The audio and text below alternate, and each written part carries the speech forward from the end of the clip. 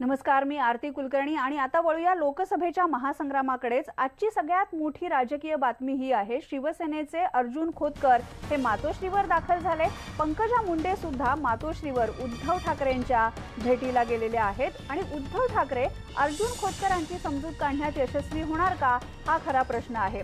शिवसेनेचे राज्यमंत्री अर्जुन खोतकर हे जालन्यामधून निवडणूक लढवण्यावर ठाम आहेत, पण त्याच वेळेला भाजपचे प्रदेशाध्यक्ष रावसाहेब दानवे यांना सुद्धा या ठिकाणी उमेदवारी मिळण्याची शक्यता आहे। असं असताना अर्जुन खोतकरांनी दानवेंच्या विरुद्ध चांगलेच दंड थोपटलेले आहेत। अर्जुन खोतकर यांच्या पाठोपाठ भाजप नेत्या पंकजा मुंडे या सुद्धा मातोश्रीवर पोहोचल्या आणि त्यामुळे भाजप आणि शिवसेना या दोन्ही पक्षांच्या चर्चेतून याच्यावर काही तोडगा निघेल असं बोललं जात आहे। जालना लोकसभा मतदारसंघामधला हा युतीतला वाद अनेक दिवस झाले मिटत नाहीये।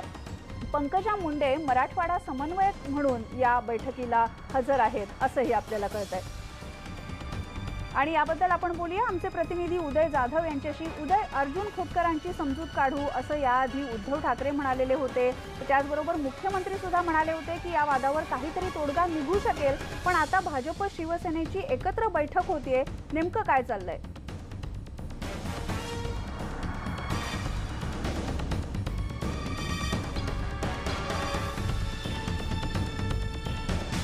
उदयपर्यंत आपला आवाज कदाचित पोहोचत नाहीये। उदय, माझा आवाज येतोय का?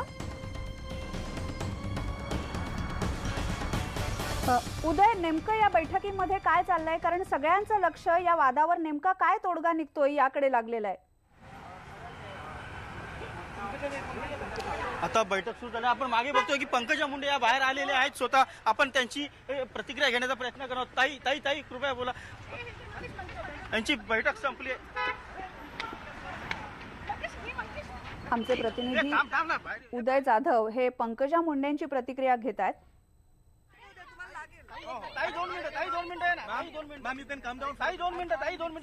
फक्त थोडक्यात सांगाल की आजची बैठक कशासाठी होती? काही बैठक नाही होऊ शकणार बेटा, ट्रॅफिक जाम। फक्त आजची बैठक जालन्याच्या तिढ्याबाबत होती, अर्जुन खोतकर यांच्या संदर्भात होती। मी मराठवाड्याची समन्वयक आहे। उद्या मराठवाड्यामध्ये सन्माननीय मुख्यमंत्री आणि उद्धवजी ठाकरे आणि यांची सभा आहे, त्या संदर्भामध्ये मी चर्चा करायला आणि उद्धवजींच्या सोबत उद्याच्या कार्यक्रमाची आणि काही आमच्या राजकीय चर्चा करण्यासाठी आले होते, त्यांचा आशीर्वाद घेण्यासाठी आले होते। आमचे संबंध हे पक्षाच्या पलीकडचे आहेत, प्रेमाचे आहेत। लोकसभेला सामोरं जाताना बीड जिल्ह्यात जाण्यापूर्वी त्यांचे आशीर्वाद। उद्या औरंगाबादमध्ये सभा सुद्धा आहे आणि या निमित्ताने दानवे सुद्धा असणार आहेत, खोतकर सुद्धा एका मंचावर असताना पुन्हा चव्हाट्यावर वाद येऊ नये यासाठीची प्राथमिक चर्चा आपण केलीत। याच्यावर कुठलीही टिप्पणी मी करू शकत नाही, त्या चर्चेचा म्हणजे दायित्वही माझ्याकडे। आज भाजपची बैठक आहे, आज भाजपची यादी जाहीर होणार आहे, यामध्ये जालनाचं नाव असणार आहे की नाही ते यादी जाहीर झाल्यावर कळेल तुम्हाला। Ma'am, one in English please, what was the purpose of today's meet? Ma'am, one in English, one at least in Hindi में बोलिए। ताई प्लीज, ताई ताई 2 मिनिट। हो ताई, पंकजा ताई प्लीज प्लीज। मैम, थोड़ा हिंदी हिंदी में बताइए। घूम गए ना मैडम, 2 मिनिटासाठी बाहेर। ताई प्लीज ताई मैम, एक हिंदी में बता दीजिए आज पर्पस का मैं उद्धव जी से मिलने आई थी, उनका आशीर्वाद लेने आई थी, क्योंकि और कल मराठवाड़ा में हमारे समन्वय का बड़ा मीटिंग है, बहुत बड़ी सभा है, उसके बारे में उनको निमंत्रण देने और उनके बारे में चर्चा। मैम, जालना की सीट को लेकर अभी भी कंट्रोवर्सी है, वो चर्चा का मेरा विषय नहीं है, हमारे प्रदेश अध्यक्ष का विषय, वो मुझसे बड़े हैं, वो डिस्कस। ताई 2 मिनिट प्लीज। ताई एक मिनिट ताई, आई कांट गेट डाउन।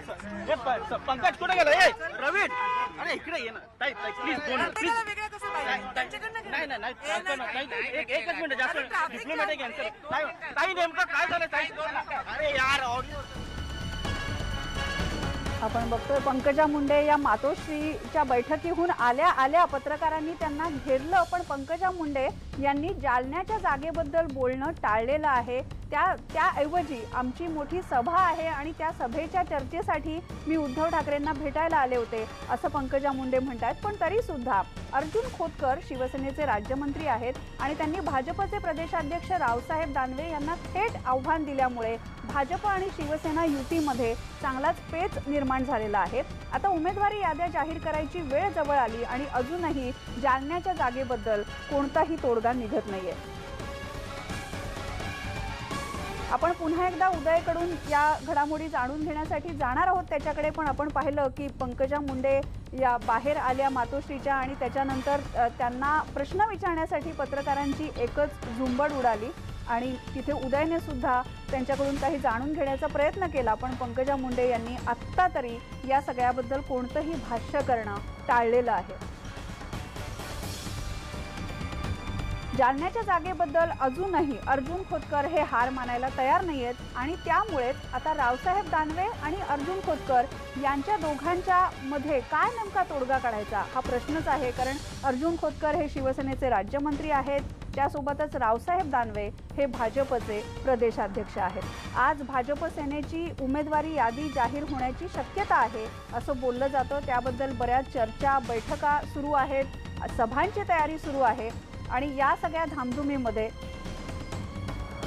उदय आपल्याशी बोलू शकेल असं वाटतंय. नाही, मातोश्रीच्या बाहेर एकच गर्दी झाली पत्रकारांची आणि जर पंकजा मुंडे जर याबद्दल काही भाष्य करणार नसतील तर शिवसेनेच्या गोटामधून आता काही माहिती मिळतेय का यासाठी पत्रकार प्रयत्न करत असणार.